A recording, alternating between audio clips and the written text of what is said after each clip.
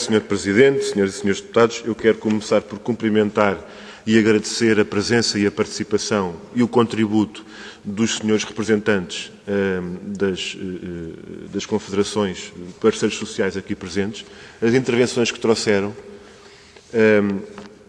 aquilo que já foi dito e dito nas intervenções e aquilo que já foi escrito e que está nos documentos de apoio que trouxeram e os anteriores que já tinham feito chegar à Assembleia ao longo dos últimos meses, até relativamente a esta matéria. Está aqui um contributo de grande importância.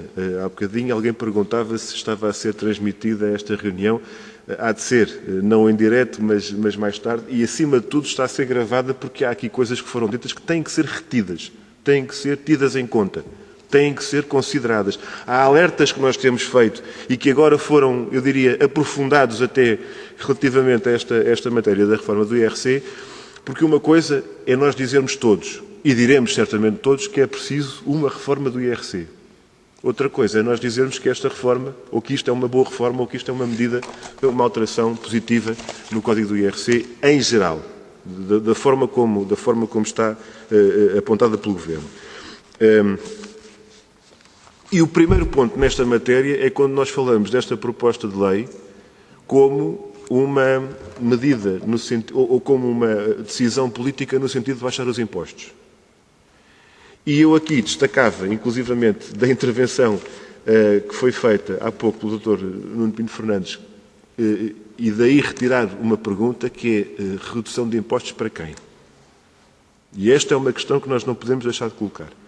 Porque os chamados pequenos contribuintes, e aqui o pequeno é sempre em termos absolutos, porque a taxa efetiva em função da própria atividade, do seu volume de negócios e dos resultados que têm é o que é, mas para os chamados pequenos contribuintes, para as micro e pequenas e médias empresas, o efeito das alterações introduzidas por esta proposta de lei é, na prática, em termos efetivos, um aumento de impostos.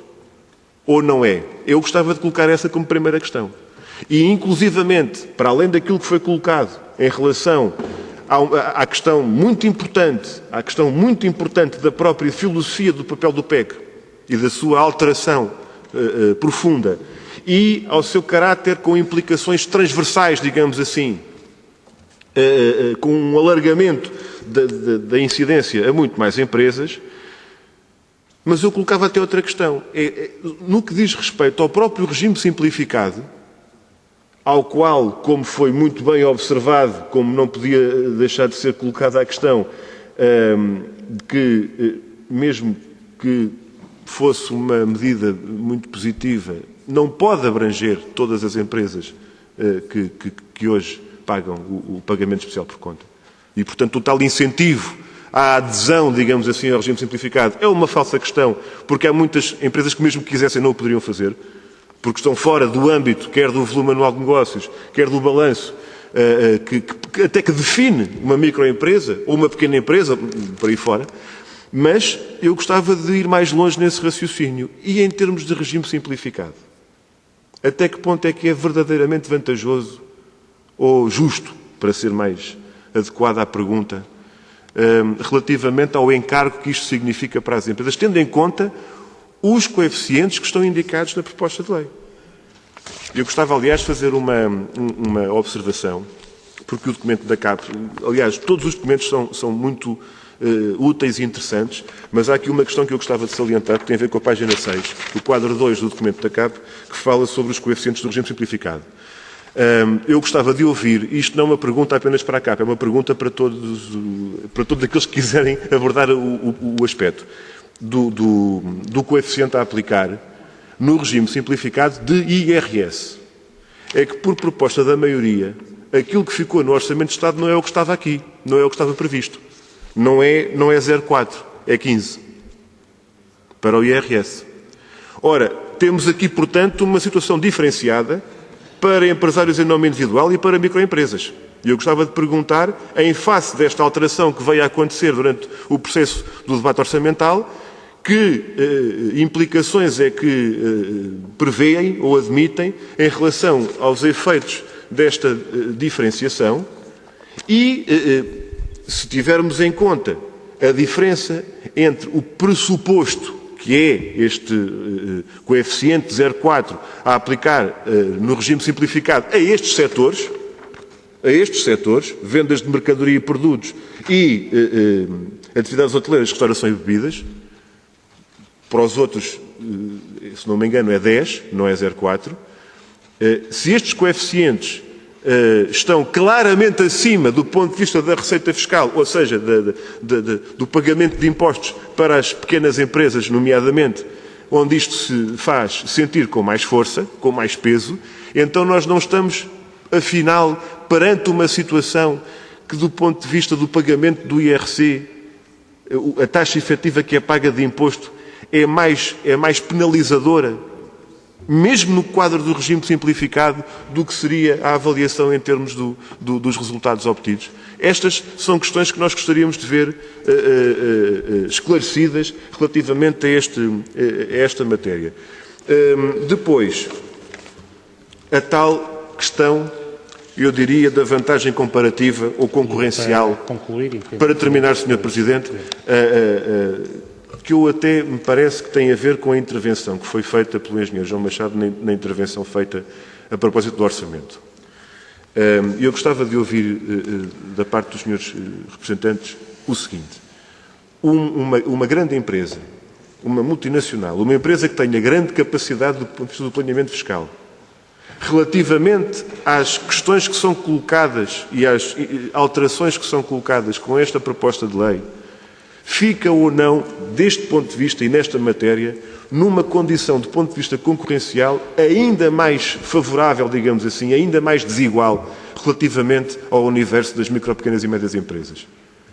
Estamos ou não perante a possibilidade potencial muito forte de vermos replicado em Portugal uma coisa que não é propriamente o melhor fator de desenvolvimento e crescimento económico, que é a proliferação das tais letterbox companies, que é um fenómeno identificado na Holanda e no Luxemburgo. Olhem, é que, julgo eu, por exemplo, no caso da Brisa, 1/3 do capital social está detido numa empresa que tem o mesmo domicílio, o endereço postal igual a de dezenas de fundos de investimentos e de outras companhias. É isto que nós queremos para Portugal.